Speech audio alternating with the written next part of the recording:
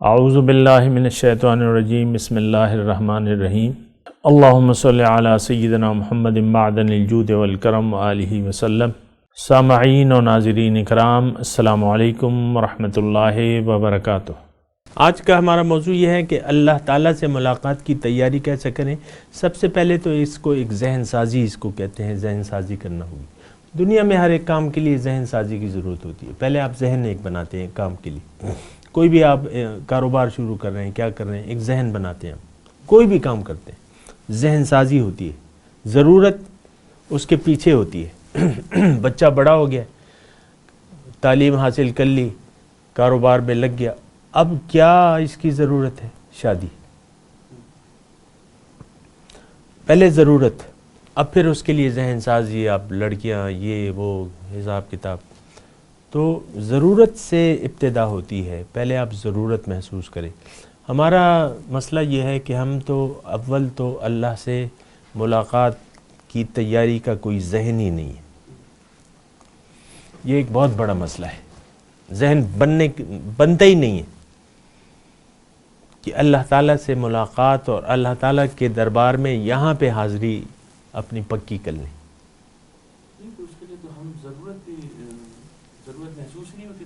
ہاں، تو یہی بات ہے نا، یعنی بات یہ ہے کہ ہمیں ضرورت ہی محسوس نہیں ہوتی۔ اب ضرورت کیسے محسوس ہوگی؟ ضرورت تو آپ کو سوچ سمجھ سے، عقل آپ استعمال کریں گے، اپنے اندر غور کریں گے، اس کائنات میں غور کریں گے جس کی ہمیں اللہ دعوت دیتا ہے۔ کیا تم غور نہیں کرتے؟ کیا تم فکر نہیں کرتے کہ یہ سب کچھ میں نے بے مقصد نہیں پیدا کیا؟ اللہ تعالیٰ نے فرمایا ما خلقنا السماوات والارض وما بینہما باطلا، میں نے یہ آسمان اور زمین اور جو اس کے درمیان ہے یہ بے مقصد نہیں پیدا کیا ہے، باطل نہیں پیدا کیا۔ یہ کافروں کا گمان ہے، ذالک الظن الذین کفروا، یہ کافروں کا گمان ہے کہ اس کا کوئی مقصد نہیں ہے۔ تو ہمارا رویہ کیا ہے؟ ہمیں بھی کوئی یعنی ضرورت نہیں محسوس ہوتی، ضرورت محسوس ہی نہیں ہوتی، اور ہمارا خیال یہ ہے کہ کوئی مقصد نہیں ہے۔ یعنی جس طریقے سے آج کا معاشرہ یہ زندگی گزار رہا ہے، اس سے یہ معلوم ہوتا ہے کہ اس اور کوئی مقصد نہیں، کھاؤ پیو عیش کرو، تھوڑے ہی دن ہے عیش کر لو۔ یہ ایک ذہن سازی ہے نا، اچھا کھانا، اچھا پہننا، اچھا رہنا، یہ ہماری ایک ذہن بنی ہوئی ہے۔ جو نوجوان ہیں کہتے ہیں ہم اعلیٰ سے اعلیٰ ڈگری لیں گے، بڑا پیسہ کمائیں گے۔ میرے ابو نے تو گھر نہیں بنایا ہمارے لیے، میں اپنے لیے گھر بناؤں بڑا۔ تو اب یہ ساری زندگی آپ نے اس میں ہی لگا دی۔ یعنی آپ خواب آپ نے دنیا کا دیکھ لیا، دنیا میں رہنے کے لیے آپ نے ایک جذبہ بنا لیا۔ دنیا آپ کو دنیا ضرورت تو ہے لیکن مقصد تو نہیں ہے۔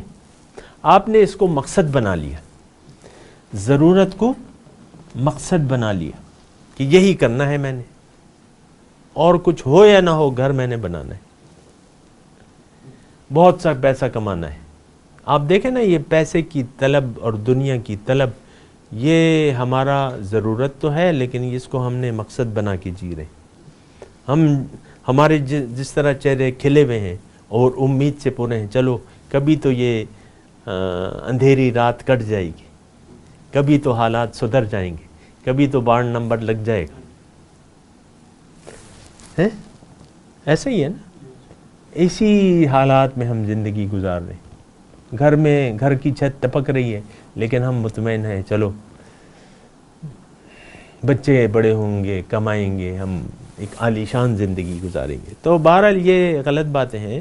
یہ دیکھیں، اپنے آپ کو پہچاننا ہے۔ سب سے پہلے میں آپ کو بتاؤں کرنا کیا ہے، اپنے آپ کو پہچاننا ہے کہ میں ہوں کون۔ مسئلہ یہاں سے خراب ہوتا ہے کہ آپ اپنے آپ کو پہچاننے سے انکار کر دیتے ہیں۔ مسئلہ یہاں سے خراب ہوتا ہے کہ آپ اپنے ظاہر کو اصل قرار دے دیتے ہیں۔ یہاں سے مسئلہ خراب ہوتا ہے۔ آپ کہتے ہیں میں تو یہی ہوں، میں بچہ ہوں، میں عورت ہوں، میں مرد ہوں، اور میرے تو داڑھی کے بال سفید ہو رہے ہیں، اب کیا کریں گے؟ پریشانی ہوتی ہے نا۔ تو آپ ظاہر تک آپ کی سوچیں محدود ہیں، آپ اس ظاہر سے نکلیں، اپنے بارے میں غور کریں کہ آپ ہیں کون، آپ کی حقیقت کیا ہے، وہ آپ کو قرآن بتائے گا۔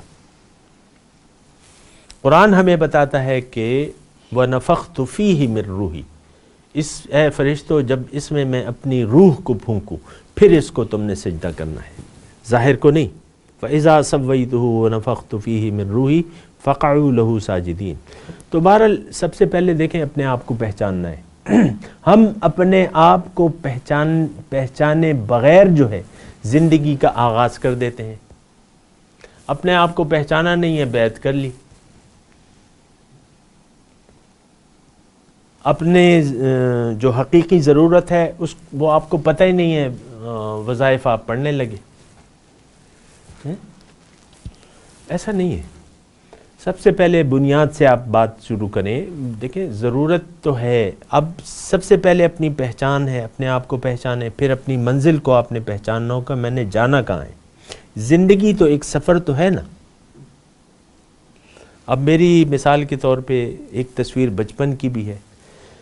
انسان ایسے ہی ہوتا ہے نا، بچپن ہوتا ہے، پیدا ہوتا ہے، آپ دیکھیں وہ کیسا کمزور حالت میں ہوتا ہے، بچہ جو پیدا ہوتا ہے کمزور حالت میں، پھر آہستہ آہستہ بڑا اور بڑا بڑا بڑا بڑا، اور اب پھر یہ اس کو جانا ہے، جو آیا ہے اس کو جانا ہے۔ اب یہ اس پہ سوچنا ہے کہ کیا میں یہاں سے میں نے کچھ لے جانا ہے یہاں سے کہ نہیں لے جانا۔ یہاں پہ غلطی تو بہرحال یہ شروع سے یہ غلطیاں لگ جاتی ہیں۔ اس کا واحد دیکھیں، اس کا واحد حل یہ ہے کہ آپ سوچیں، اپنے آپ کو پہچانیں۔ جس نے اپنے آپ کو پہچان لیا وہ اپنے رب کو پہچان جائے گا۔ جس نے اپنے آپ کو نہیں پہچانا وہ اپنے رب کو نہیں پہچان سکتا۔ پھر تو بس سنی سنائی باتیں ہیں اور تو کچھ بھی نہیں ہے۔ آپ نے اگر اپنے آپ کو اگر نہیں پہچانا پھر کیا رہ جاتا ہے؟ سنی سنائی بات۔ اب سنی سنائی باتیں کیا ہیں کہ اللہ نے انسان کو اپنی عبادت کے لیے پیدا کیا ہے، پتہ ہی نہیں عبادت ہے کیا، بس سنی سنائی، نماز روزہ کرو بس ٹھیک ہے، اور کیا کریں ہم؟ مجھ سے لوگ کہتے ہیں بعض اوقات، بھئی ہم نماز پڑھتے ہیں، روزہ رکھ رہے ہیں، وہاں مدرسوں کی امداد بھی کر رہے ہیں، اور کیا کریں؟ درس میں بیٹھتے ہیں، اور کیا کریں؟ سمجھ میں نہیں آتا اور کرنا کیا ہے۔ تو بہرحال سب سے پہلے پہچان ہے اپنی، اس کے بعد جو ہے اپنا آگے کا سفر جو ہے وہ طے ہوگا۔ اور اس کے بعد جو ہے دیکھیں ہمارے سامنے راستہ بالکل واضح ہے۔ آپ اپنے آپ کو پہچانیں، اپنے رب کو پہچانیں، رب سے پوچھیں میں نے کرنا کیا ہے، رب کہیں پیغمبر سے پوچھو، پیغمبر سے پوچھتے ہیں وہ ہمیں دعوت دیتے ہیں اللہ تعالیٰ کی طرف۔ پیغمبر کی دعوت کو قبول کر کے اللہ کے راستے پر چلنے کا عزم کر کے ایک رہنما کی رہنمائی میں زندگی کا سفر شروع کر دیں، بات ختم ہوگی، چلتے رہیں۔ اور ایک بات یعنی آپ گزشتہ نشستوں میں آپ نے پوچھی تھی کہ روزے کا مقصد آپ نے پوچھا تھا نا، اور روزے کا میں مقصد اس میں اصل میں وقت تھوڑا ہوتا ہے، تو وہ میں سوچ رہا تھا کہ میں نے وہ جواب صحیح دیا کہ نہیں دیا۔ اس وقت تو میں نے یہ جواب دیا تھا کہ یہ حکم ہے، حکم ہے، بس آپ یعنی بجائے اس کی حکمتیں تلاش کریں آپ حکم کی تعمیل کریں۔ لیکن ایک جواب اس کا اور بھی ہے کہ دیکھیں یہ اللہ تعالیٰ یہ جو دین کے جو فرائض ہیں جو ہم ادا کر رہے ہیں اس سے پہلے آپ نے زندگی گزارنے کی ایک نیت بنانی ہے۔ آپ کی زندگی کی نیت اگر دنیا بن گئی اور دنیا ہی کے بارے میں آپ کی سوچ محدود رہ گئی تو نماز روزے کا کوئی فائدہ نہیں۔